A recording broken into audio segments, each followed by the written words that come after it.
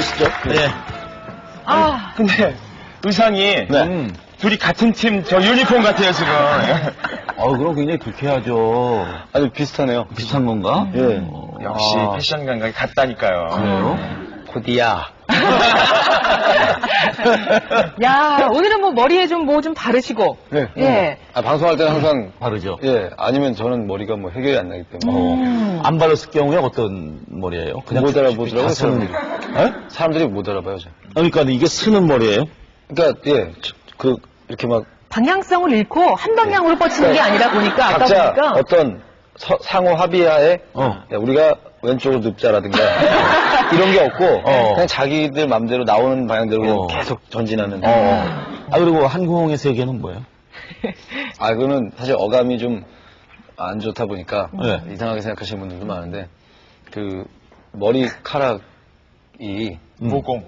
예, 그 모공에 모공.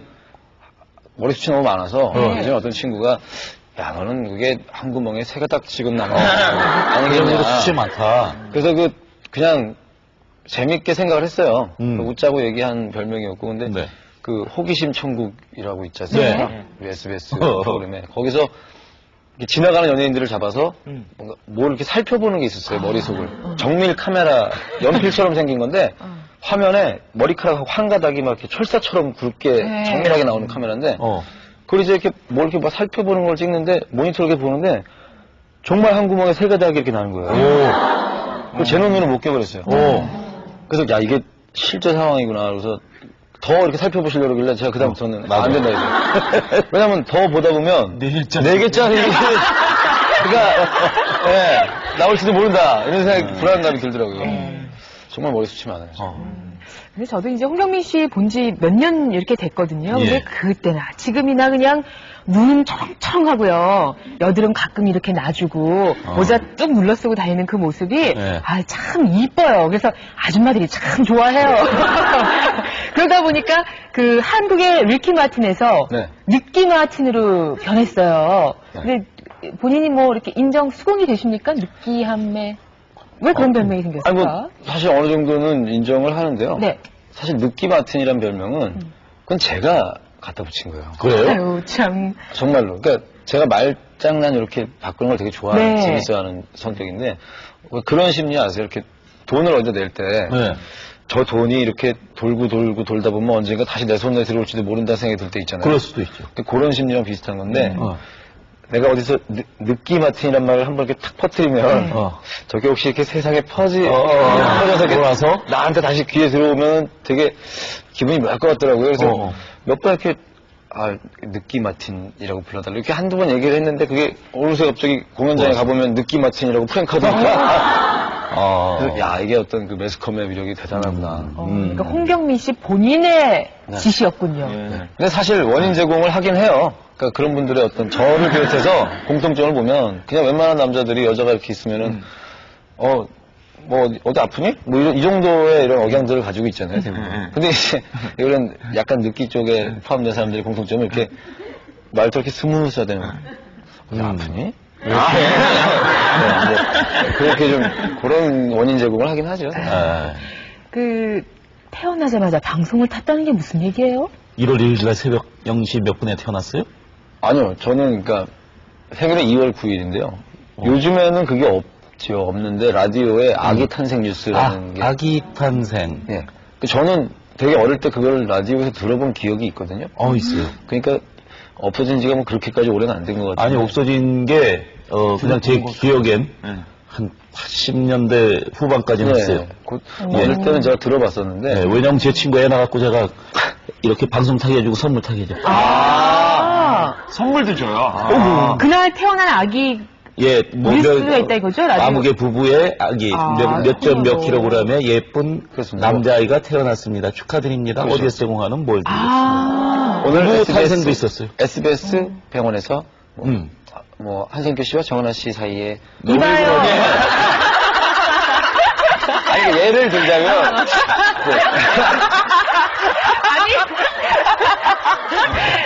그냥 얘기를 해보세요. 아버님 조남이 완자 표자. 왜 얼굴이 빨개지는 거야? 그럼 홍보 홍완표 씨와. 홍완표 씨와 박경숙 씨 사이에 네. 뭐 예쁜 몇 킬로의 건강한 아이가 뭐 태어났습니다. 축하드립니다. 예. 그거였지. 그런 거를 제가 그리고 나왔습니다. 무슨 분야에서 무슨 네. 반말이겠습니다. 그래서 뭐 어떻게 보면은 매스컴 타는 운명을 안고 태어났나. 어려서부터 그 뭔가 예사롭지 않은 아이가 태어났어요. 네가 그런 애였단다 이런 어. 얘기 좀 많이 들으면서. 유년 네. 시절은 어떻게 지내셨습니까? 어릴 때는 이제 아버지 엄마도 계속 뭐 일도 하시고 이러니까 할아버지 할머니하고 제가 어릴 때부터 같이 생활을 했거든요. 그래서 제가 그 할아버지가 야구를 굉장히 좋아하셨어요. 예, 동대문 야구장 가깝잖아요. 예. 고등학교 야구 이런 거 항상 보시고, 그땐 프로야구 전. 아유, 그땐 대단했죠. 예. 뭐 살린상고 뭐. 그렇죠. 예. 박노준 선수. 예, 송영기, 봉황기. 그래서 야구를 저한테 가르쳐 주기를 시작하셨는데, 네. 6살 뭐 이럴 때 그 캐치볼이라고 그러죠? 예. 야구 글러브를 끼고서 공을 던져서 서로 주고받는 그 캐치볼을. 그 할아버지하고. 예. 예. 그리고 배트를 들고 공을 치는 거를 한 6살 때 그걸 배웠어요. 동네 조그만 골목에서라도. 예. 그래서 제가 뭐 야구 선수들도 많이 알게 되잖아요. 뭐 이승엽 군하고도 제가 친구처럼 지내고. 그래요? 또 강병규 씨 요즘 방송 많이 하시잖아요. 강병규 씨하고 그래서 이렇게 다 물어봤어요. 야구를 몇 살 때 시작했냐고. 근데 대부분이 뭐 초등학교 3학년, 그렇지. 4학년, 예. 저보다 몇 년 늦으세요. 그래서 아유, 참 어릴 때 야구 열심히 했으면 나도 유명한 선수가 될 수 있었겠다는 생각을 하는데 예. 그때 몇 살이었어요? 83년이면은 7살. 83년도. 83년도. 7살. 좀 야구에 막 재미 붙일 때. 그때 공통 많았어요. 선수 생활을 할까 말까 고민을 때인데 그때 뭐 골목 대장이었을 것 같아요. 아, 애들 저는- 몰아놓고 노래하고 조용히 차례 몇 종씩 막 그지 늘 할아버님이 뒤에 계셨으니까. 아니 근데 저는 그렇지는 않았고요. 비겁하진 않았어요? 예, 저는 항상 그 약자한테 굉장히 약하고 건바스지 뭐. 약자들을 되게 이렇게 감싸주고 강자 앞에는 무릎 꿇고. 저는 강자 앞에서 절대 흘려본 적이 없어요. 흘려본 적이 없어. 야, 진짜 인생을 빨리 깨우쳤군요. 딱 보고 있으면 쟤랑 내가 눈싸움에서. 딱 붙어서 이길 만한 가능성을 머릿속으로 막 계산해 보면 절대 답이 안 나오는 거야. 그럼 너 덤벼서 무슨 손해 볼 일 있나요? 그럼. 강자들한테 언제나 뭐 하자 그러면 그래 이런 다음에 약자들이 감싸는 거죠. 얘들아 다 이렇게 해야 돼. 우리 같이 제 말을 듣자. 이렇게 괴롭히면 막아주고 에이 왜 그래 막아주고 애교로. 예 그런. 그래서 어릴 때 그렇게 아주 영악하셨겠어. 좀 장난꾸러기 면도 좀 있긴 있었어요. 아니 노래는 네. 어렸을 때부터 목소리 크고 노래는 했을 것 같아요. 잘. 노래는요. 무조건 사실 했겠죠. 아니요. 노래는 저는 너무 싫어했어요. 어느 정도로 노래를 싫어했냐면 제가 다니던 유치원이 해화유치원이라고 지금도 해화동에 있을 거예요. 동성중학교협회. 그 주로 지역 이름을 딴 그 교육단체들은 굉장히 좋아 보이잖아요. 전통 있죠. 네. 전통 있죠. 거기 좋은 유치원이에요. 왜 또 그렇게 교육시켜요? 그러니까 해화동에 해화유치원이니까 전통 있죠. 그 어린 마음에도 뭔가 이 어깨 힘들어간 게 있었거든요. 네. 근데 반이 5개가 있는데 그 달마다 매달 그 달의 생일인 애들을 다 모아서 강당에서 잔치를 해줘요. 그렇죠. 행인잔치. 근데 저는 2월생이잖아요. 그러니까 3월에 입학을 해서 2월에 졸업을 하니까 제일 마지막이란 말이에요. 네. 근데 매 달마다 올라가서 좋든 싫든 그 생일 파티를 보는데 그 주인공들을 한 명씩 불러서 노래를 시키는 거예요. 그거를 1년을 보는데 졸업할 때가 가까우니까 진짜 미치겠는 거예요. 2월 차례가 오니까. 2월달 생일을 나오라 그러면 가갖고 노래해야 될 텐데 노래하는 게 너무 싫은데 남들 앞에서. 그때는. 네. 근데 그때도 어리지만 조금 수준 낮은 동요가 있고 조금 하이한 동요가 있어요. 예를 들자면 하이는 어떤? 그 당시에 좀 하이한 동요 중에 하나가 뭐 저런 노래가 있었어요. 뭐 어디까지 가느냐 개구람 울타리를 넘어서 동구 밖에 지나. 정말 쑥 높다. 네. 그 중간 좀 하이거든요. 네. 모르는 거 아니에요? 그 저희 엄마가 어머니께서 예민아 너는 그 노래를 불러라. 그래서 이왕이면 좀 그래도 괜찮은. 그래. 예. 그러면 다른 엄마들이 볼 때도 어머 저 집 아들은 참 노래도 저렇게 수준이 있는 네. 거 한다. 그런 걸 배우네 해가지고 그거 해야지 이러고 정말 초긴장을 해서 앉아 있었어요. 근데 딱 차례가 돼갖고 나갔는데 한 손에 열중 쉬었다 이렇게 잡고서 마이크를 한 손만? 이렇게 잡고서 노래 다 까먹은 거예요, 이제. 뭘 해야 될지도 모르겠고. 그래가지고 제가 산토끼를 불렀어요. 산토끼, 토끼야, 이걸 불렀는데, 사실, 초등학교 들어갈 바로 직전에 그 초등학생들도 산토끼는 좀 밥벌이거든요. 네, 그렇지. 한 3살, 3살을 노래는 되는 거니까. 제가 그 노래를 딱 부르니까, 이 어떤 실망에 가득 찬 주변 반응과, 야유가 나와요. 네, 저는 노래하는 걸 너무 싫어했어요. 그래서 학교 다닐 때도 뭐 학예한다, 노래해라 이러면, 그러니까 음악 실기 시험 때문에 어쩔 수 없이 나가서 음악책에 있는 노래 부르는 건 해봤어도, 노래 부르는 거는 정말 싫어했었어요. 야 노래 실력이 좀 다른 친구들보다 좀 처진 것 같으라고 해서 그런 거예요? 아니면 그냥 성격상 그런 거예요? 이 많은 사람들이 쳐다보는데 내가 그 앞에 서갖고 이 노래를 하고 있다는 그 상황이 너무 이제 부담스럽고. 부담스럽고 부끄럽고 막 이런 거죠. 그래서 남 앞에서 이상하게 뭐 어릴 때 반장도 하고 막 남 앞에서 막 발표하고 공부를 좀 했네요, 또? 예, 그 말하고 남 앞에서 발표하고 이런 건 잘했어요. 예. 근데 노래를 하는 거는 역시 예. 음악 쪽이 아니고 다른 데 재능이 있었군요. 어떻게 보면은 노래보다 뭐 말 쪽에 어릴 때는 그럼 뭐 학급 회의 같은 거 할 때도 늘 나섰겠네요. 손 들고 발표하고. 그런 친구도 있어요. 회의는 저의 시간이죠. 어릴 때. 반장 같은 거 하고 그랬어요. 예, 그 반장 같은 걸 하는데 그때 어릴 때는 좀 저희 담임 선생님이 6학년 때 담임 선생님이 그러시더라고요. 그 반장 선거를 하는데 제가 나가서 그랬거든요. 그 당시에 유행했던 광고 문구 중에 그거 좀 인용을 해서 여러분 그때 한 학기씩 반장을 하니까 여러분 순간의 선택이 반년을 좌우합니다. 근데 저희 담임 선생님이 너무너무 어이가 없었대요. 초등학교 6학년짜리가 선거 유세하려 했는데 다들 나와갖고 제가 반장이 된다면 우리 반을 뭐 전교에서 아니 이 나라에서 최고 가는 뭐 이런 거 하고 있는데 갑자기 나가고 여러분 순간의 선택이 반년을 좌우합니다. 그러니까 너무 어이가 없었대요. 근데 제가 반장이 됐어요. 이제 반장 저는 어릴 때는 이렇게 막 애들한테 이렇게 리더십 이런 건 되게 많았거든요. 그래서 반장을 하면 항상 정규 어린이 회의라는 걸 해요. 반장들끼리 모여서.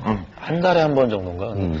또 이렇게 발표를 하면 예를 들어서 오늘의 안건이 뭐 재활용, 요즘 같으면 이제 재활용을 하려면 어떻게 해야 될까 이런 안건이 있으면 뭐 연필을 뭐 볼펜대에 끼워서 했으면 좋겠습니다라든가 네.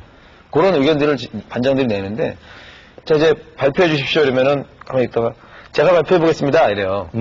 그러면 이제 집 정교 회장이 뭐 몇 반 반장 누구 발표해 주십시오 이러잖아요.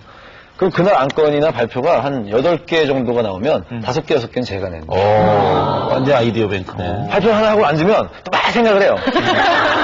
재밌지. 네. 너무 즐겼어요, 그렇죠. 그런 거. 뭔가 기록이 되고 있다는 게 얼마나 신나요. 그래서 의견이 쫙 하는데 8개 중에 6개가 내가 한 얘기가 써 있는 걸 보고 있으면 뿌듯하고. 근데 이제 교실에 있는 스피커를 통해서 이제 교장 선생님이 그 회의 내용을 들으신 거예요.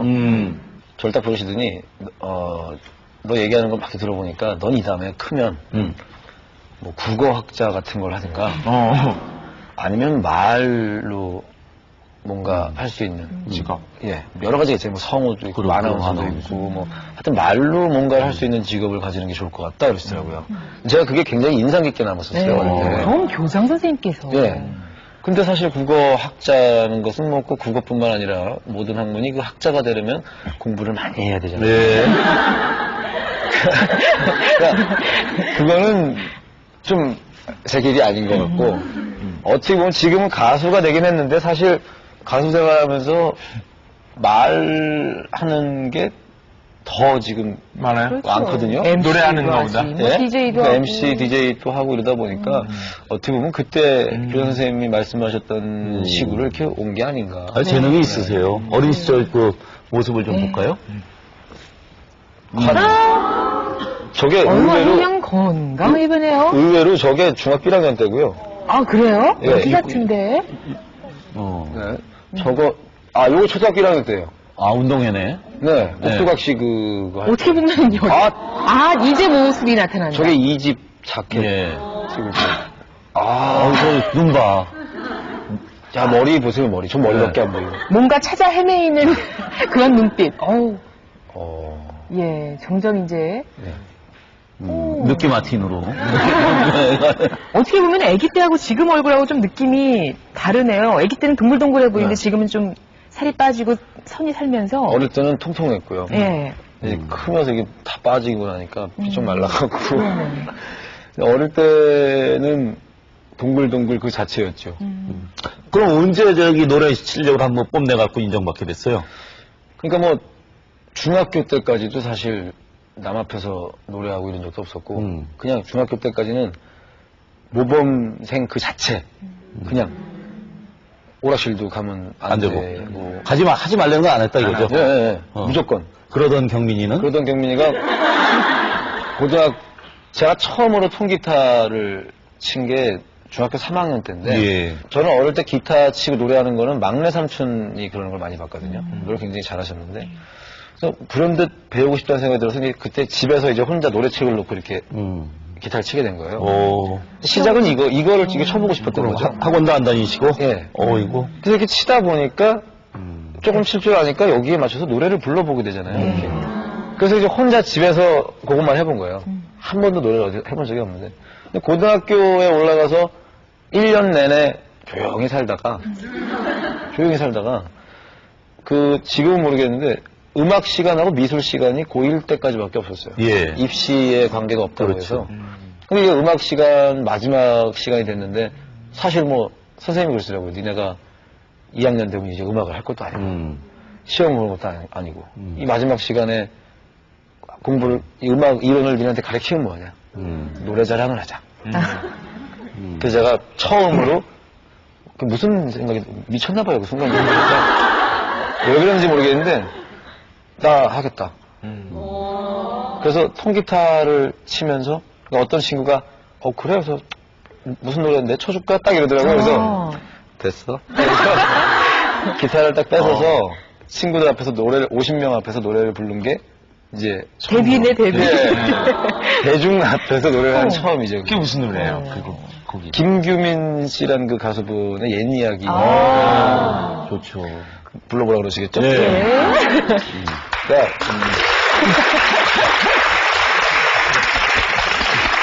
레파토리도 고1한테 사실 또 그것도 상당히 수준이 있네요. 그 당시 노래. 그 당시에는 그때 그 노래가 애잔한 노래죠.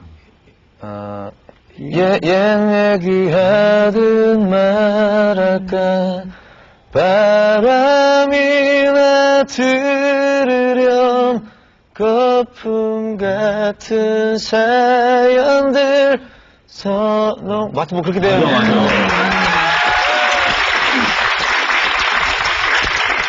여학생이 있었습니까, 그 반에? 아니 남고예요. 남학교. 예. 반응은 폭발적이었죠. 왜냐면 한 번도 안 불렀으니까. 1년 동안 쟤는 저런 거랑은 거리가 머네라고 생각을 하고 있던 애들이 기타 치면서 노래를 그런 걸 부르니까 지금처럼 이렇게 부르지는 않았겠죠. 굉장히 미흡한 노래인데 굉장히 반응이 좋았어요. 그럼 애들이 막 야 너 1년 동안 그런 얘기를 안 했어.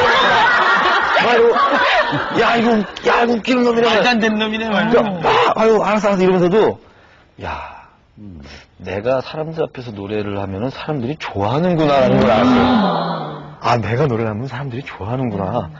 그러면서 그때 91년인데 그때 아주 노래방이라는 게 조금씩 퍼지기 시작할 때예요. 500원짜리 동전 넣으면 노래 하나 부르고. 지금은 이제 뭐 기계로 탁 누르지만. 그래서 뭐 부모님 따라서 어쩌다 노래방을 갈 일도 생기게 되고 이렇게 노래방을 몇 번 가니까 이건 또 달라요. 반주가 있다는? 네. 가수가 부른 노래를 그 반주에 맞춰서 노래를 한다는 건 상상을 못했어요. 에코도 좀 나오고. 예. 그래서 이제 점점 이제 노래방도 놀러 가게 되고 막 이러다 보니까 고3 때? 고등학교 고2 때? 고1, 2 요런 예. 그러면서 그 전에 막연히 이제 음악을 해보고 싶다는 생각만 하다가 통기타 이런 거 치다 보니까 또 흔히 일렉 기타라고 불리는 그 이제 밴드들이 많이 쓰는 그 전기 기타를 자꾸 이렇게 관심 갖게 되고 이러다가 주변에 이제 친구들이 그걸 보고서 우리 같이 음악을 해보지 않겠냐. 그래서 막연히 생각도 안 하다가 그래 그만 한번 시작을 해볼까 이렇게 해서 팀을 하게 되고 그렇게 된 거죠. 아, 그게 이제, 그러니까 고1 마지막 음악 시간이 그 이후에 지금까지의 인생에 굉장한 그 전개가 됐네요. 전환점이죠. 사실 네? 별거 아닐 수도 있지만 저한테는 참 큰 일이었던 것 같아요. 지금 형제는 어떻게 돼요? 형 한 명 있어요. 지금 둘이 같이 살아요? 온 가족이 같이 아, 온 가족.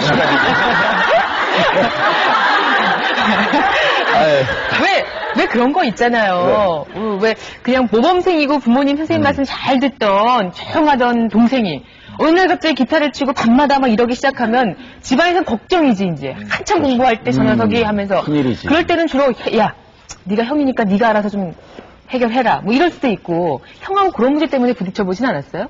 형은 사실 몇 살 차이? 나이는 3살 차이고요. 제가 이제 생일이 빨라서 학교를 일찍 들어갔기 때문에 이제 항상 제가 중1 때 형이 중3이었고 이렇게 2년 터울로 학교를 다녔는데 저하고 참 성격적인 면이나 이런 게 많이 달라요. 왜요? 그러니까 좋아하는 취향이나 이런 것도 다르고 그러니까 저희 형은 좀 그래도 매너도 좀 있고 좀 이렇게 좀 부드럽고 좀 이런 스타일인데 반면에 또 외형은 저보다 키도 이만큼 크고 한 80 정도 되고 체격도 어깨도 넓고 체격도 크고 둘이 같이 많이 좀 달라 보일 수도 있는. 옷 입는 스타일도 저는 이런 걸 방송할 때만 입거든요. 전 평소에 이런 걸 못 입어요. 근데 저희 형은 그건 왜 못 입어요? 아니 좀 불편해요. 사실 이렇게 딱 이렇게 갖춰 입은 것 같을 때 좀 불편하고 우리 형은 이런 걸 즐겨 입는 편이고 깔끔하군요. 네, 우리 형 성격은 깔끔 쪽이고 제 성격은 털털 쪽이고 그러다 보니까 음악적 취향이나 이런 것도 많이 달랐고 음악적 재능, 예술적 재능이 저한테는 많고 형한테는 별로 없어요. 그러니까 뭐 오히려 서로 부딪힐 일이 별로 없는. 그러니까 형은 사실 문제. 저를 보면 그런 재능이 노래를 하고 이런 재능에 대해서 굉장히 부러워하고 야, 넌 노래 잘하고 막 음악 잘하고 해서 좋겠다. 그러니까 이렇게 응원하는 입장이에요. 야, 잘해봐라 이런 쪽이었지. 네가 지금 음악할 때냐 뭐 이런 식은 아니었었던 것 같아요. 후원자군요, 뭐. 한번 그 형님도 같이 보실 수 있을까 모르겠는데 홍경민 씨의 셀프 카메라 한번 보시죠. 네, 안녕하세요. 홍경민입니다. 네, 지금 밤늦게 집에 와서 아주 엉망이 된 모습으로 좀 촬영을 하고 있습니다. 여기는 바로 저의 집입니다. 제 집은 아니죠. 가족이 온 가족이 우리 되는 아버지 거네. 집입니다. 네, 지금 시간이 새벽 3시? 3시. 저희 가족들의 활동 시간이에요. 남들 다 잘 시간에 우리 집 식구들은 이 시간에 다 활동하고 있습니다. 저희 아버지가 30년 동안 고생하셔서 겨우 하나 장만하신 텔레비전입니다. 정말 크지 않습니까? 네. 바로 옆에 오디오, CD장이 있고 저희 컴퓨터입니다. 네. 형님! 잘생기셨다. 그렇습니다. 이것이 바로 저의 저 실체입니다. 네. 체격이 좋잖아요. 여기는 바로 그 팬들이 준 저의 사진이나 액자들이 있습니다. 네. 보이시죠? 네. 요거는 저를 가지고 술을 넣은 거고요. 요거는 모자이크. 요건 사진입니다. 네. 저희 집에 욕실입니다. 바로 이거, 네? 빨래장갑, 네. 고무장갑. 네. 자, 이곳이 바로 저의 방입니다. 네. 원래 이게 깨끗하지 않은데 이 방을 불이 나게 치우고 도망가신 우리 아버지 방입니다. 자, 우리 아버지가 지금 네, 불이 나게 제 방을 치우고 도망가시는 모습. 방 치우고 이 와중에도 뭔가 정리하고 계신 우리 어머니. 예. 온 가족이 셋이 난리가 났어요. 촬영한다고. 제가 데뷔하기 전에. 저건 데뷔하기 전이에요. 근데 어떻게 저런 멋진 사진을 찍었죠? 중년 시절에 콘서트 할 때 포스터입니다. 네, 정말 이상하지 않습니까? 날짜를 보시면 1998년, 네, 98년 3월 6일.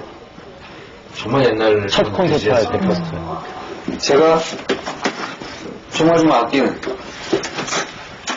기타를 공개하겠습니다. 네. 바로 이것이 제가 아주 아끼는 기타입니다. 잘 잡고 계신가요? 있어 보이네요. 네. 자, 비싼 겁니다, 이게. 2집 때까지 고생 가수 생활에서 번 돈으로, 요거 하나 줘.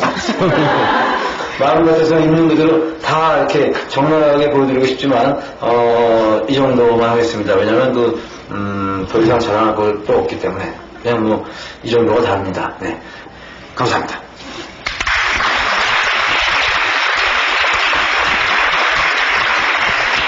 고맙습니다. 이게 처음으로 구경을 했는데, 부모님들이 정말 홍경민 씨 들어오실 때까지 주무시질 않나요? 좀 야행성으로 변하셨나요? 아버지도 좀 늦게 주무시는 편인데, 네. 주무실 때도 있는데, 예. 대부분 주무시다가 제가 들어오면은 다 나오세요. 그러면 막 홍경민 씨가 재밌는 얘기도 해드리고 그래요? 재밌는 얘기를 할 때도 많이 있고, 좀 진지한 얘기를 할 때도 많죠. 그러니까 대부분의 경우에 아버지하고 눈이 마주치면 그 자리에서 2시간이 대화 시간이 2시간이 가는데 어제 2시간 했는데 오늘 새벽에 또 눈 마주쳐도 2시간 가요? 이미 어제 2시간은 의미가 없어요.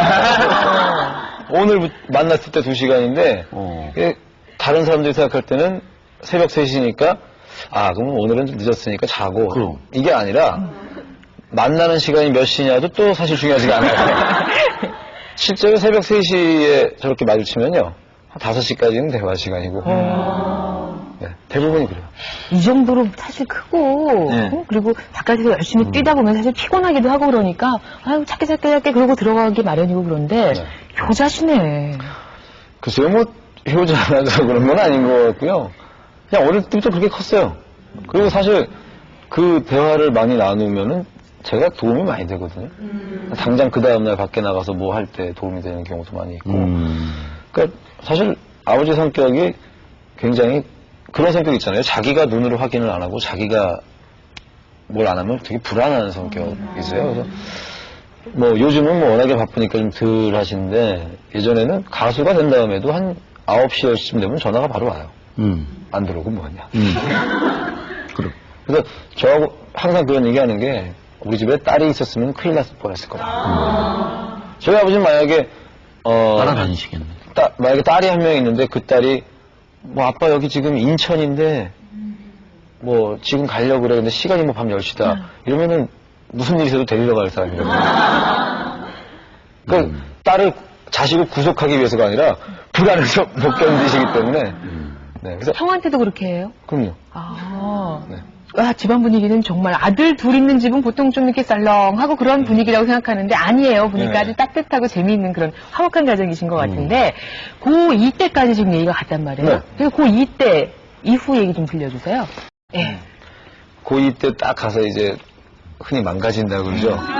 망가지기 시작을 하는데 그런 거 있어요. 원래 조금 놀아도 보고 이렇게 이랬던 사람은 변화의 폭이 그렇게 크지가 않은데 정말 있는 그대로 정도만 걸어가다가 한번 삐까닥 하니까 그게 걷잡을 수가 없더라고요.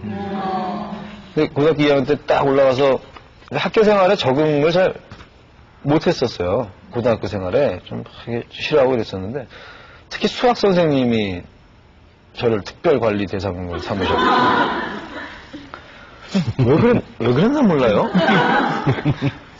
몇 학년 때? 고2 때. 딱 수업을 하러 들어오시면은 차요 선생님 경례하게 안녕하세요 이러고 나면 바로 다른 말도 안 하고 돌아서서 문제를 하나 딱 적어요. 예를 들어서 그전 시간에 배운 게 무슨 함수다. 뭐 함수 문제를 써요. 그럼 저를 불러요. 나와. 풀어. 무슨 수를 풀어?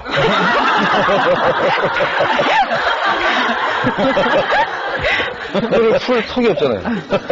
공부 잘했다면서요. 아니, 조금씩. 그건 그 전 얘기죠. 좀 많이 전에. 그건 전 얘기고, 특히 수학은 제가 정말 싫어하던 과목 중에 하나거든요. 다짜고짜 그냥 홍경민 풀어. 네. 처음에 한 일주일 정도는 분필 들고 어떻게든 해보려는 폼을 잡다가 뒤에 애들이 얘기해주면 좀 받아 적기라도 하고. 네. 근데 한 일주일 지나니까 야 이거조차 이건 소용이 없다. 괜히 손에 분필가루만 묻지. 그냥 풀어 그러면 자연스럽게 나와가지고 칠판을 딱 잡아요. 그러니까 선생님들한테 이 몽둥이를 맞는 게 그러니까 어떻게 보면 저는 그게 추억이 되거든요 지금. 그러니까 뭐 선생님이 좀 뭐 때렸다고 막 문제가 시끄러지는 거 보면 이해가 안 가요. 그럼 맞으면 되죠. 잘해서 맞은 것도 아니고 잘못했으니까 맞는 건데. 그래서 막 이렇게 맞고 학교 가다 보니까 수학 시간을 점점 피하게 되잖아요. 그래서 양호실을 가게 됐어요. 뭐 코피가 나든지 무슨 뭐. 아니, 일단 표정으로 반을 먹고 들어가는 거죠. 딱 수학 시간 모범생이 어떻게 그렇게 그러니까. 하루아침에. 수학 시간 전에 이렇게 담임 선생님한테 갖고, 선생님, 몸이 너무 안 좋은데요. 그래서 그러니까 담임 선생님이. 그래서 양호실을 갈 수 있는 거 허가증을 써주시면 출석부에 꽂아놓고 양호실을 가고. 어느 날 양호실에 딱 갔더니 그 양호 선생님이 정말 심각한 표정으로 예, 너 큰 병원 한번 가봐라. 자주 오니까. 얘가 나름 날마다 양호실에 가고 약 하나 나중에는 약 먹어요 그걸 또? 아니 처음엔 먹었죠. 요령이 생기니까 이제 나중에 이렇게 안 먹고 막 지금 저기 학생들 다 학교 갔죠? 예, 저희들끼리 얘기입니다. 그 예. 방황의 결정적인 그 동기가 되는 게 초등학교 때 그 동창 여자애를 짝사랑을 하게 됐는데 제가 6학년 때 반장이었다 그랬잖아요. 근데 이제 그 학생이 부반장이었는데 제 짝이었어요. 그러니까 반에 있는 아이들이 볼 때는 선남선녀. 반장 부반장의 같은 짝이다라는 게 이게 그 얼레리 꼴레리의 충분 요소가 되거든요. 그래요. 네. 그렇게 잘 안 앉히는데. 그러니까요. 어떻게 그냥 앉다 보니까. 근데 얼레리 꼴레리 이뻤어요. 아니 정말 이뻤어요. 커서 봤어요, 커서? 근데 커서 그게 이제 계기가 됐다는 계기가 거죠? 됐는데 이뻤는데 제가 어릴 때 그 친구를 막 마음에 두지 않았던 건 저보다 키가 컸고 일단 첫째요. 제가 저보다 키 큰 여자를 싫어하거든요. 그다음에 이거 대놓고 또 그렇게. 저보다 키 큰 여자를 사귄다는 거를 한 번도 생각도 안 해봤어요. 왜냐면 부담스러워서. 그리고 제가 학교를 일찍 들어갔잖아요. 그러니까 나보다 한 살이 많을 것이다. 제가 또 연상의 여자를 그 어린 마음에 네. 그 생각을. 그랬었는데 고등학교 올라가서 친구들이 한번 몇 년 만에 우리 모이자. 딱 나가갖고 딱 마주쳤는데 나보다 키가 작아졌어요. 정말로. 근데 그 첫눈에 보자마자 확 반한다는 걸 그때 한번 딱 느껴봤는데 고백을 해야 되잖아요. 근데 뭐 요즘처럼 핸드폰이 있으니 문자를 보내겠어요. 삐삐가 있으니 음성을 남기겠어요. 아무 방법이 없는 건데 편지를 써야 되겠다. 딱 처음으로 이제 여자한테 고백하는 편지를 쓰는데 제 기억에 그 친구가 어릴 때 어머니가 좀 엄하셨던 걸로 제가 기억을 해요. 그래서 괜히 또 저는 또 되게 순진했으니까 고등학생이 이성교제 한다 그러면 부모님들이 어떻게 생각을 하실까. 그렇지. 난리가 나겠구나.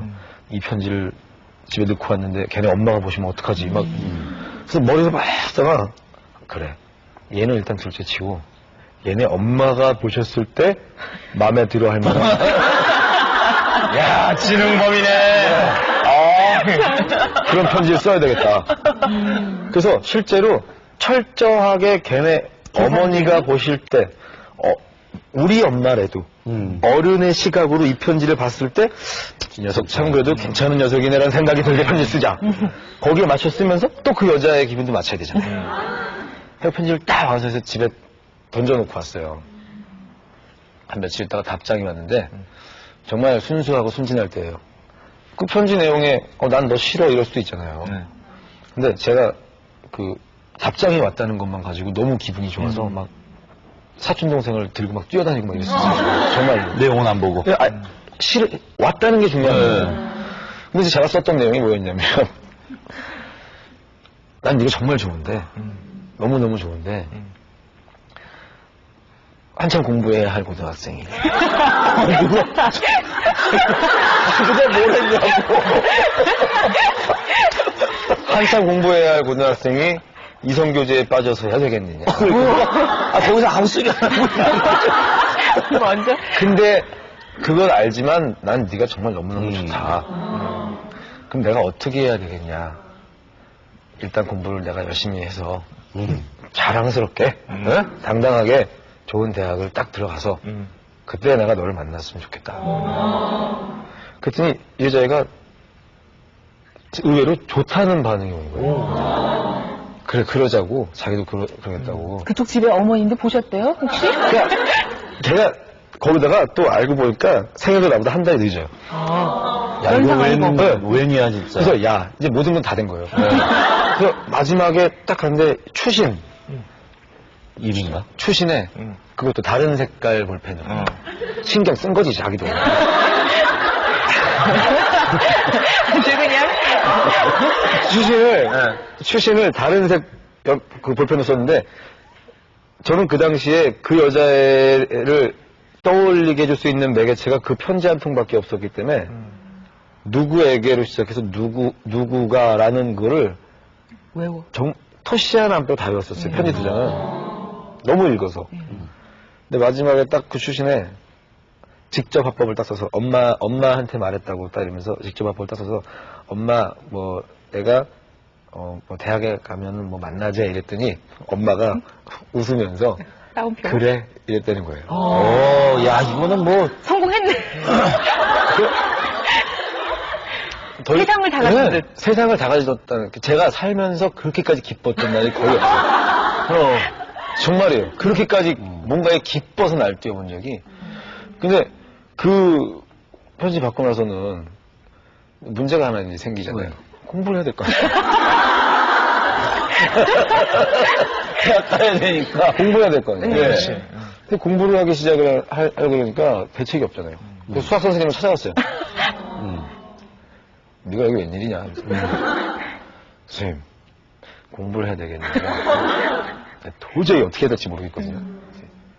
약간 표정이 달라지시더니 앉아봐더니 수학을 접근하는 방법에서부터 어떻게 네가 공부를 해야 된다를 쫙 이렇게 주셔갖고 그거를 들으면서 쫙 적어왔어요 다. 그리고 공부를 시작을 하려고 그러는데 막 미치겠는 거예요. 공부는 안 되지. 얼굴은 또. 저는 지금도 이제 뭐 사회생활도 하고 막 이렇게 다 해봤지만 공부요? 저는 공부 못해요. 제가 공부할 그런 건 아닌가 봐요. 정말 못하겠는 거예요. 근데 또 이 여자애는 보고 싶긴 보고 싶은데 해놓은 말은 있고. 그러니까 야, 학생이 무슨 네. 대학에 가서 근데 그때가 고2 4월 달인데 중요할 때는 이제. 그 날짜를 따져도 한 600일은 지나야지 대학을 가는 건데 미치겠다 안 되겠다. 학교 가는 걸 보고 오자. 몰래 숨어서 얼굴 보려고. 네. 나타나면 얼마나 실망하겠어요. 근데 저희 학교는 저희 집에서 먼데 7시까지 학교 가야 되고요. 예. 그 친구는 예고를 다녔는데 그 학교 바로 앞에 사는데 8시까지예요. 그러니까 7시 50분에 학교를 가요. 그럼 그 친구가 등교하는 걸 보고 학교 가면 저는 지각이죠. 근데 저희 학교는 교칙이 좀 엄해요. 되게 교칙이 엄한데도 에라 모르겠다. 얘를 그래도 보고 가자가 되는 거예요. 자꾸. 그게 사랑이야. 네. 두려움이 없어지는 거예요. 그렇죠.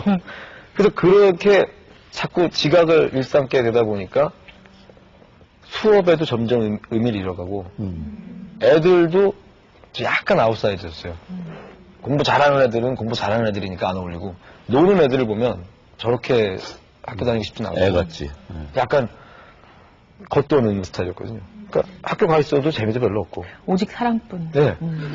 수업을 봐도 저걸 내가 왜 듣고 있어야 되니까 학교에서는 가르쳐주는데 나는 배운 적이 없으니까 기억이 없습니다. 지난 시간에 가르쳐준다고는 하시는데 저는 그런 기억이 없습니다. 이러다 보니까 학교를 안 가게 되더라고요. 무단결석이라고 하죠. 희한하게 이해이 되네.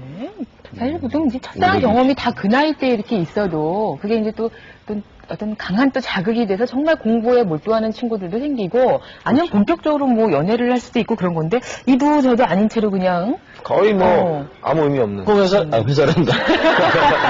아니 학교 그만둬야 되겠네. 의미가 없으니. 그렇게 생각할 때 사실은 저는 운이 되게 좋은 편이었던 게 그 당시에 담임 선생님이 지금도 연락드리고 이러는데 제가 알기로는 그 정도면은 우리가 흔히 어릴 때 얘기하는 전인 교육을 실천하는 분이에요. 하여튼 본인에게 잘해주면 좋은 선생님이에요. 아니 근데 실제로 아무리 막 나가는 애들도 야, 몇 반에 누가 그 선생님한테 맞았대 이러면 아무리 막 나가는 애들도 그럼 걔가 잘못했겠네. 이런 정도의 인정. 정평이 나 있는 선생님. 예, 사실상 그 이상은 힘들어요, 선생님들이. 그 이상까지 애들을 배려하기 힘들다고 생각하는데 최고로 배려를 해주시는 분이었는데 저를 항상 무단결석을 하면 집에 전화해서 얘가 학교를 안 왔습니다 이런 스타일이 아니고 그 다음날은 제가 학교를 가니까 저를 불러서 상담을 해주셨어요. 항상 네가 나쁜 애라서 그러는 게 아니라 뭐가 고민이 있는 것 같은데 얘기를 한번 해봐라. 근데 차마 그렇게 해주시는 선생님 앞에서 좋아하는 여자가 생겨서 그렇습니다 라고는 못 그러겠더라고요. 그렇게 한 1년을 방황을 하다가 다른 쪽으로만 자꾸 빠지는 거죠. 놀고 막 이러다가 겨울방학이 되고 이제 겨울방학이 끝나가는데 저희 아버지가 저를 딱 부르시더니 네가 1년 사이에 내신이 2자리가 됐더라. 대학을 가길 수가 있겠냐? 저희 아버지가 이렇게 질문하는 식으로 대화하시는 경우가 많이 있거든요. 네가 한번 생각을 해보라는 거죠. 대학을 갈 수가 있겠냐? 못 가겠는데요. 아유, 그냥. 못 갈 것 같은데요. 그러면 열심히 한번 큰맘 먹고 공부를 해서 대학을 가볼래? 아니면 일단 어떻게든 고등학교까지만 다녀놓고 다른 길을 찾을래? 이랬어요. 저희 아버지는 어려운 환경에서 굉장히 독하고 열심히 해서 명문대를 나온 분인데 그렇다고 해서 꼭 그 길만이 길은 아니라고 생각을 하는 분이에요. 그래서 막 생각하다가 어떻게 하면 제가 이 상황에서 대학을 목소리가 그러세요? 아버님 목소리가? 아니 저만 좀 대충 비슷해요. 예. 네. 어떻게 하면 제가 대학을 갈 수가 있을까요? 했더니 학교를 그만두고 검정고시를 해라. 아버님이 많이 생각하신 거예요. 네. 그리고 저희 아버지는 고민 끝에 결정을 내리면은 그 실천에 옮기는데 시간이 별로 안 걸리거든요. 검정고시를 해서 대학을 갈래? 그럼 그럴까요? 그랬더니 그 다음날인가 그 다음날 담임선생님을 찾아가셔갖고 얘를 검정고시 시키죠. 그 방법이 네. 아마 내신에 혜택이 있단 말이에요. 네. 검정고시를 그렇죠. 나가면. 저희 담임선생님이 나중에 저한테 그런 말씀 해주시는데 굉장한 믿음이 들더래요. 그렇게 말씀하시는데 아 얘는 내보내도 되겠다는 생각이 들더래요. 그래서 학교를 딱 갔어요. 2월 8일이에요. 제 생일 전날. 겨울방학 끝나고 그다음에 교무실을 딱 찾아갔더니 도장 가져왔냐 이러시더라고요. 그래서 딱 들으니까 인주를 딱 이렇게 붙여갖고 그 내용이 보고 있으면 괜히 살벌해요. 무슨 이거 찍으면 이제 끝이다 이러시더라고요. 그래서 알겠습니다. 이제 도장을 딱 찍었어요. 그 순간 학생이 아니에요. 그게 처리되는 순간에 학생이 아니죠. 그래서 교실 앞에까지 저를 이제 데려다 주시면서 내가 들어가서 애들한테 얘기를 해줄까 아니면 네가 얘기할래 이러시더라고요. 근데 선생님이 들어가서 저를 세워놓고 얘가 이러이러해서 뭐 이렇게 하면 그 상황을 너무 못 견딜 것 같은 거예요. 제가 얘기하겠습니다. 그래서 악수나 한번 하자 이러시더라고요. 그래서 악수하고 들어가서 가방을 들고 나가니까 제 별명이 대학생이었어요. 그때. 반 애들한테 너무 아무렇지도 날락날락하니까. 야 대학생 너 또 가냐? 이러더라고요. 이번엔 아주 간다 이러고 딱 나왔어요. 딱 그 한마디 남기고 야 이번엔 아주 간다 이러고 문 열고 딱 나왔어요. 그래서 학교를 다 보면서 성공하기 전엔 내가 절대 안 온다. 내가 그 선생님한테 너무 죄송한 것도 많았고 고마운 게 많았는데 성공을 하면은 연락을 해야 되겠다. 그러고 나와서 그다음부터 이제 좀 검정고시를 준비하는 생활을 시작을 했죠. 예, 그래서 얼마 만에 대학 입학할 수 있었어요? 그 해? 그 해에 동기들이 대학 갈 때? 검정고시를 패스하면 6개월이 지나야 대학 시험을 들어갔어요. 네. 근데 또 안 봤죠 시험을. 공부는 도저히 그러니까 뭐 아무리 여자가 좋고 어쨌든 공부는 못하겠더라고요. 그래서 시험을 안 보니까 그 해에 첫 수능 시험이 있었는데 그거를 볼 자격을 못 얻어서 뭐 시험도 안 보고 재수생이 됐죠. 그래서 재수를 해서 대학을 간 거죠. 그래서 그 여자친구하고는 연락이 돼서 만났어요? 연락이 돼요 지금도. 지금도 연락이 되는데 뭐 굉장히 능력 있는 좋은 남자친구랑 교제하는 걸로 알고 있고.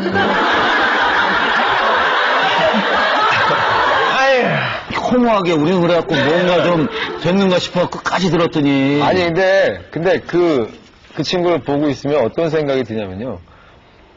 정말 그 친구 생각하면서 방황도 많이 하고 고민도 정말 많이 하고 그러니까 여자를 그렇게 순수하게 좋아해 본 적이 없는 것 같은데 정말 딱 그랬던 기억이 있는데 지금 제가 제일 뿌듯했을 때가 남자친구랑 같이 보러 오라고 제가 초대권 콘서트 초대권 줄 때나 왜 그게 뿌듯했냐면은 그 친구가 제가 방황하던 모습을 왜냐면 저한테 좋은 얘기 그래 대학 가면 만나자라는 말을 했을 땐 몇 년을 못 봤기 때문에 그 어릴 때 제 모습에 대한 기대감이 있었을 거예요. 그렇죠. 제 어릴 때 똑똑했고 말도 잘했고 뭐 공부도 잘했고 근데 어느 날 애가 커서 보니까 확 변해 있으니까 얼마나 실망감이 컸겠어요. 그렇게 엄청나게 실망감을 느끼게 했었던 기억이 있기 때문에 지금 이제 가수가 돼서 잘 돼서 당당하게 친구 것까지 CD 사인 딱 해서 뭐 만난 지 1년 됐다 그러면 1주년 축하한다고 CD 선물해주고 초대권 주고 이럴 때가 사실 되게 뿌듯해요. 그 되게 좋은 정말 능력 있는 남자 만나갖고 되게 그냥 자기가 바라는 어떤 이상형들을 잘 이렇게 행복하게 살았으면 좋겠어요. 그래요. 알았다니까요. 근데 또 그렇게 얘기가. 지금도 한 명이에요, 그럼? 예? 지금도 한 명이에요? 좋아하는 여자는 언제나 한 명이죠. 어떤 분인데요? 뭐가요? 지금.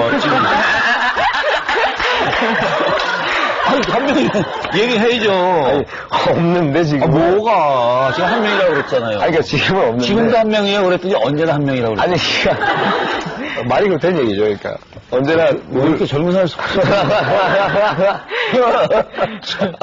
인기 떨어질까 봐. 아이고. 일과 노래도 최선, 인간관계에도 최선을 다하려고 노력하는 그런 총각이라는 생각이 들거든요. 실제로 우리가 지금 홍경민 씨 얘기를 일방적으로 듣고 있으니까 홍경민 씨를 아는 남자 연예인들의 얘기를 한번 들어보자고요. 그거 중요하죠. 그들의 증언입니다. 네. 제가 본 홍경민이라는 남자는요, 일단은 털털하고 풀림이 없는 남자입니다. 그러니까 방송과 실생활이 거의 똑같은 그런 사람이 홍경민입니다. 그리고 특히 무슨 뭐 외지 옷을 뭐 선호한다든가 이런 모습보다 그런 털털한 모습이 홍경민 씨의 매력인 것 같고 그런 모습이 진정한 리키 말틴이 아니라 뭐 무대에서 꼭 이렇게 허리춤을 추고 그래서 리키 말틴이 아니고 그런 성격 때문에 섹시함이 오히려 엿보이는 그런 남자인 것 같습니다. 그 흔들린 우정 나오기 전이니까 홍경민 씨가 좀 우울할 때죠. 나름대로 고생을 할 때고 그때인데도 그 밝은 모습 그리고 자신감 있는 모습이 된다, 돼야만 한다, 뜬다 하는 뭐 이런 느낌이 그때 있었어요. 사실 제가 형 입장으로서 제가 술값을 내야 되는데 경민 씨가 술값을 먼저 냈어요. 물론 제가 한 템포 늦춘 이유도 있지만 너무나 그게 마음에 들었고 딱 한 번 그랬어요. 항상 경민이가 이렇게 계산하는데 템포가 좀 빠르구나, 아주 좋은 성격을 가진 친구구나, 친하게 지내야 되겠구나, 뭐 이런 생각을 한번 했었던 적이 그때부터 제가 경민이랑 친하게 지냈죠. 안녕하세요, 싸입니다. 홍경민 씨 한마디로 표현하자면 가요계 최고의 인간성을 지니신 분, 그렇게 표현하고 싶네요. 정말 데뷔할 때부터 어떻게 이렇게 알게 돼가지고 지금까지 어떻게 보면은 이 동료 가수들 중에 가장 친한, 또 제가 가장 친하고 싶은 그런 형인데요. 또 저랑 친해질 수 있었던 이 결정적인 이유, 여자를 좋아한다는 점 있죠. 물론 뭐 모든 동료 가수들이 다 여자를 좋아하지만 이 유독 홍경민 씨가 저만치 여자를 많이 좋아하시는 게 아닐까. 저는 이제 그날이 공중파 첫 데뷔 무대였는데 무대가 이렇게 있고 무대 앞으로 이렇게 구름다리가 이렇게 있었어요. 제 노래 막 하고 있는데 사람들이 갑자기 으아! 난리가 나는 거예요. 그래서 야, 드디어 애들이 반응이 오는구나, 싸이 떴다 속으로 이렇게 생각을 하고 있었는데 저쪽에서 홍경민 씨가 이렇게 걸어 나오는 거예요. 구름다리 위로. 제 다음에 무대여서 대기를 하러 가는 길이었어요. 근데 저 사람 꺾는다, 저 사람 잡아야겠다, 진짜 그 마음 하나로 이를 깎게 물고 여기까지 온 기억이 나고요. 정말로 형이 1위 하면은 너무너무 좋고 제가 1위 하면 조금 더 좋고 그런데 아무튼 요즘 너무 좋습니다. 그리고 워낙 인간성이 좋으시기 때문에 뭐 쭉 계속 가지 않을까 생각이 듭니다. 홍경민 씨 화이팅, 그리고 사이코 화이팅입니다.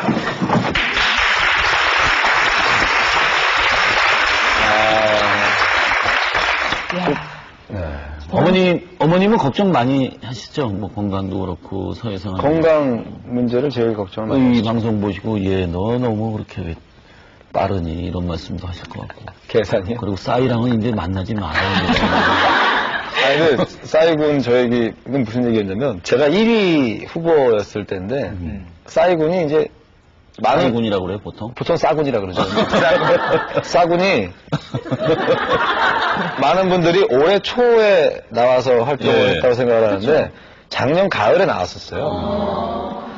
근데 그때 잠깐 나왔다가 한동안 모습을 볼 수가 없었는데, 제가 1위 후보에 올라간 날, G.O.D하고 저하고 1위 후보에 올라간 날, 싸이군이 노래를 그날 출연을 했는데, 특별히 이렇게 마련된 이런 긴 다리가 있어서 제가 그 위에서 발라드를 부르면서 이렇게 내려가야 되기 때문에 미리 나가 있을 수밖에 없어요. 근데 저 앞에 보니까 좀 처음 보는 애가 이상한 애가 뭐 노래 가사도 무슨 새가 됐다는 듯 막, 야, 저 친구는, 야, 누구냐.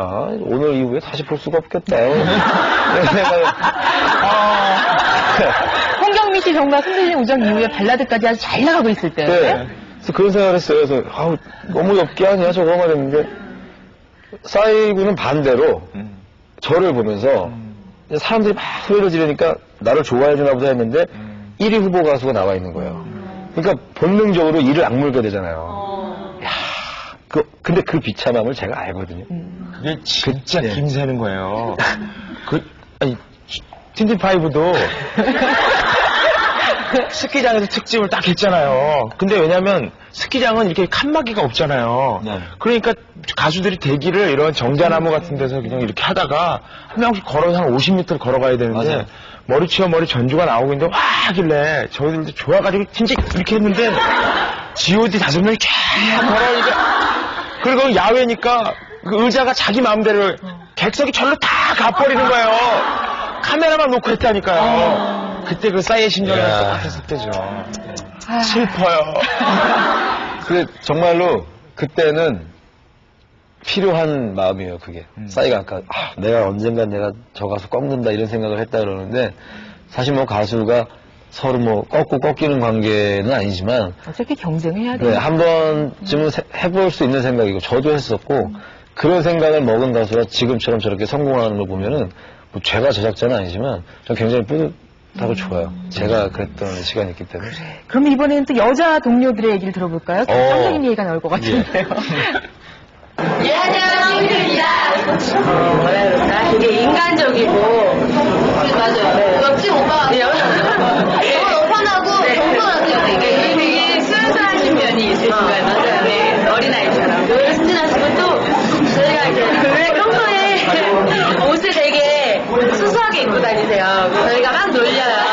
옆집 고시생 같다고 하시면 그걸 또 은근히 마음 상해가지고 그 다음날 가서 못 사고 막 그런 면이 있으시고요. 또 저희가 무슨 고민이든지 다 털어낼 수 있을 정도로 인간적이고 자상하신 분인 것 같아요. 명류가 매력 포인트라면 아무래도 그 부리부리한 그 쌍꺼풀이 딱 짙는 무대에서 하는 그 섹시한 운동장이랑 그 파워풀한 가창력. 정말 흔들리지 않는 그 가창력. 맞아요. 라이브인지 아니면 그냥 AI 하시는지 모를 정도로 대단하시죠. 네. 정민이가 느끼는 때가 특별히 없는데요. 그냥 뭐, 밥 먹었니? 이런 거요? 노래할 때만은 조금 살짝 느끼하고 노래 같지만 그 외에는 이렇게 연습 건조하기도 하고 좀 네, 전혀 완벽하신 분 같아요. 무대에서 모습이 그나마 제일 느끼한 편인 것 같아요. 용인만 한 99점짜리 남편감인 것 같아요. 네. 뭐죠? 나머지 1점은 너무 술을 좋아하시기 때문에 그게 한 가지 흥미고 남자친구보다 오히려 남편으로서 더 좋을 것 같아요. 가상하시고 부모님들이 굉장히 좋아하시고 왜들 이래? 그때 그 사랑받고 저희도 밥 안 먹었다 그러면 밥도 막 챙겨주고 되게 자상해서 남편감으로는 술만 조금 줄이면 100점이 될 것 같아요. 네. 술을 줄여야겠군요. 네. 영민 오빠 파이팅!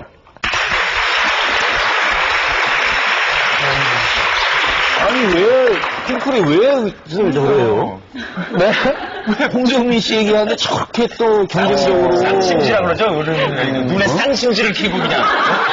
서로 한마디 더 해주려고 좋은 얘기. 어디 그러시죠? 전 좋은데요? 자, 봅시다. 그럼 좋아하는 후배들이고 보니까 아주 그 사이가 좋으신 것 같아. 예. 네 분하고. 예. 그, 아까 싸이가 이런 홍경민을 딱 어떤 목표로 삼았다. 홍경민은 그러면 누구를 목표로 삼았어요? 제가 목표로 삼았던 건, 저는 사실 뭐 그전까지는 인기 가수의 목표를 뒀던 게 아니고 제가 막 이상적으로 너무너무 좋아했던 그런 선배들이 있었어요. 그러니까 뭐 임재범 씨라든가 뭐 지금 많이 활동하고 있는 분 중에 또 박완규 씨도 계시고 그런 분들을 보면서 저는 사실 목표가 그런 쪽이었어요. 그렇게 이제 활동의 영역이나 색깔을 갈 수 있는 걸 바랬었는데 일단은 그분들만큼의 노래 실력이 안 되는 문제도 있고 또 어떻게 보면 핑계인데 현실적인 문제에 좀 많이 부딪히면서 좀 다른 방향을 찾다 보니까 이제 3집에 좀 많은 변신을 하게 된 거죠. 그럼 원래 스타일은 아까 지금 얘기했던 분들은 락을 하시는 분들인데 원래 락으로 출발한 거죠. 네. 그러면 머리도 길고 헤드뱅 이것도 하고 헤드뱅은 많이 했는데 머리를 그렇게 기르지는 않았어요. 이 머리를요 이렇게 모양 내기는 어려워도 이렇게 군대 갈 때 이렇게 깎으면 또 그 모양이 날 수도 있어요. 군대 가시잖아요, 진짜. 짧을 때 어울리는 거예요. 그렇죠. 짧을 때 어울리는 계획이 있으시다면서요. 군대 가시잖아요. 네, 뭐 계획을 세운 건 아니고. 아니 국방의 의무를. 네, 그게 뭐 때가 되면 누구나 가야 되는 거기 때문에. 현역으로? 네. 요즘에 26개월이죠. 네. 26개월. 근데 뭐 저는 사실 그렇게 뭐 크게 생각을 안 해봤는데 갈 때가 되면 가는 거잖아요. 그렇죠. 갔다 26개월이 지나면 또 오면 되는 보내주겠죠. 설마 너만 계속 있어라 이러지도 않을 테고. 가야지. 네. 저는 29개월 있다 나왔어요. 아니, 많은 3개월이 어디 군대에서. 많은 분들이 생각하시는 건 군대 갔다 오면 네가 지금의 인기가 다시는 안 오지 않겠느냐. 걱정하지 마. 예, 그걸 하시는 건데 제가 생각할 땐 그래요. 군대를 안 가도 이 인기 얼마 못 가는 거 제가 알아요. 정말이에요. 정말이에요. 방심을 할 수가 없어. 무슨 말이 나올지. 지금의 이렇게 제일 좋은 전성기라고 흔히 말하는 인기라는 거는 불과 몇 년이라는 걸 제가 알고 있고 그거 갔다 와서도 제가 바라는 음악이나 제가 바라는 건 충분히 할 수 있다는 자신감이 있기 때문에 군대 가서도 음악 할 수 있는 기회는 많습니다. 진짜 우리 100만 장병들 앞에서 할 수 있으니까 몸성이 늘 그러잖아요. 몸성이 잘 다녀오라고 아주 저 건전한 생각을 가진 그래요. 그런 우리 청년 조각 네. 아주 저 좋은 얘기 많이 들었어요. 예. 네? 오늘 정말 진솔한 얘기 하는 시간을 되게 좋아하는데 저도 되게 좋았습니다. 예. 저 아버님께도 안부 꼭 전해주시고요. 어머님 아까 그 셀프 카메라 협조해 주셔서 감사드린다고. 한번 모습을 뵙길 원한다. 정말. 대단히 감사합니다. 네. 고맙습니다.